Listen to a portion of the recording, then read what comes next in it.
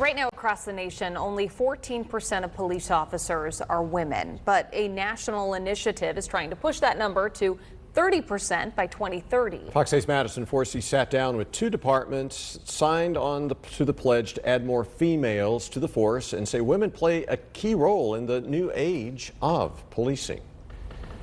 I want to do something that means something. Taking the oath to protect and serve was easy for Chief Kelly Blackwelder. What followed was more difficult. We had nearly 100 officers, and I think we had 8 women in law enforcement. I realized pretty quickly that I had to work, what I felt like I had to work twice as hard to be taken just as serious, so that my male counterparts saw me as an equal, not a liability. Her experience is one countless women in law enforcement can relate to. It's lonely, being the only person in a room. But one that's worth it. Creating a space where I felt comfortable and really being comfortable in my own skin was something that I had to grow into and to mature into.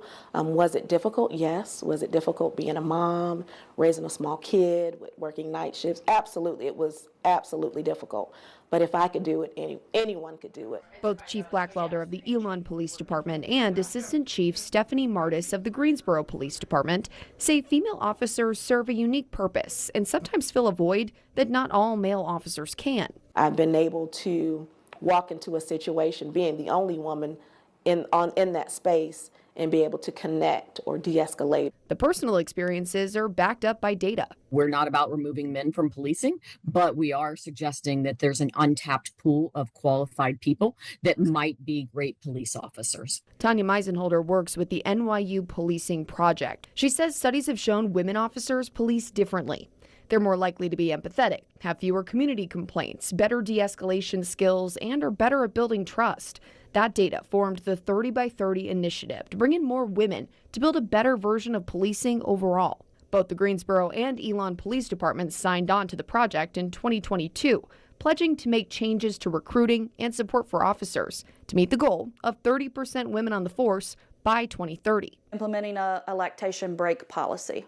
That's a unique challenge for new moms coming on. Using gender fluid language, something as simple as that, throughout all your official documentation and policies. We hosted our first women's symposium in September, and we had 40 women show up just to learn about what it's like to be a woman in law enforcement. Both departments are also adjusting shifts and roles to attract women who might be moms, forming support groups and wellness initiatives, and changing their recruiting tactics.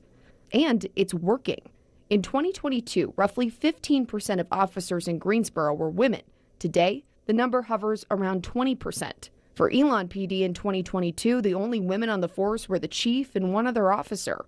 Today, in their small department, they sit at around 28% between full and part-time officers. The changes open up spots for women, but these leaders say they make everyone, men and women, better police officers. I'm very optimistic with the trajectory of my profession, and I know moving forward, I think that we are going to redefine what the profession of law enforcement looks like in our communities. Madison Forsey. The theme is that you are not alone. Fox 8 News.